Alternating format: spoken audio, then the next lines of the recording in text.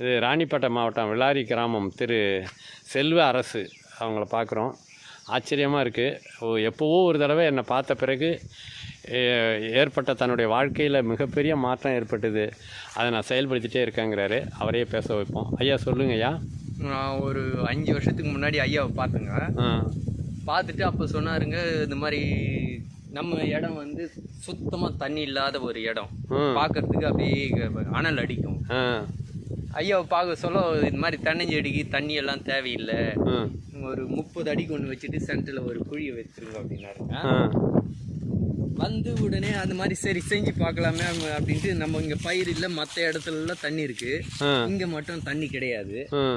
சரி அவர் சொன்னார் அப்படின்றதுக்காக அந்த வரப்பை கொஞ்சம் பெருசு ஆகிட்டு அந்த 30 அடிக்கு நம்ம இது வச்சேன் தென்னஞ்செடி.